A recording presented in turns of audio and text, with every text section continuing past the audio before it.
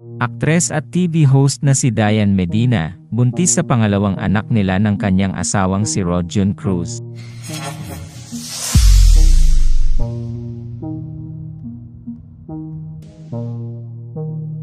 Opisyal na inanunsyo ni Dayan na siya ay buntis sa pangalawang anak nila ng kanyang asawa.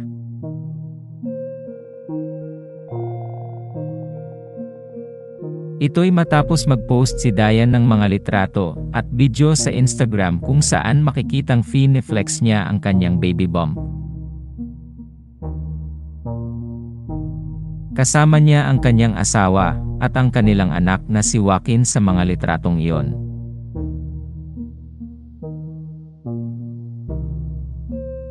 Sa caption ng kanyang post nitong Easter Sunday, ika-31 ng Marso, ibinunyag ni Dayan na siya'y 6 na buwan ng buntis sa kanyang pangalawang anak.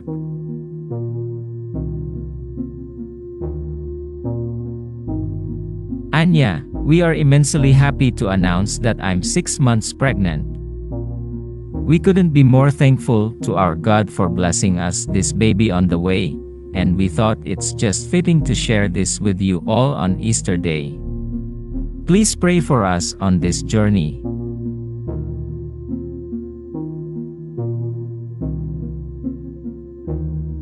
Ibinahagi rin sa post na yon ang isang video kung saan makikitang sinorpresa ni Dayan si Rodjun sa pamamagitan ng pagbigay sa kanya ng 3 pregnancy test kits na may positive results.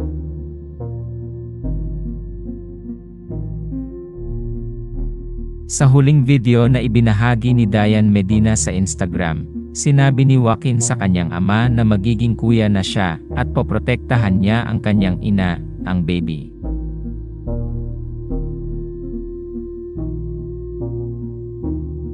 Ikinasal sina Dayan Medina at Rodjun Cruz sa isang church wedding ceremony sa Manila Cathedral noong 2019.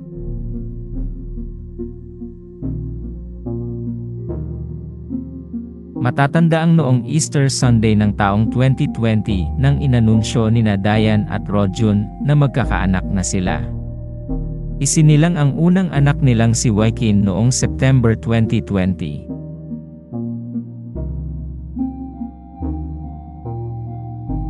Salamat sa panonood ng video na ito.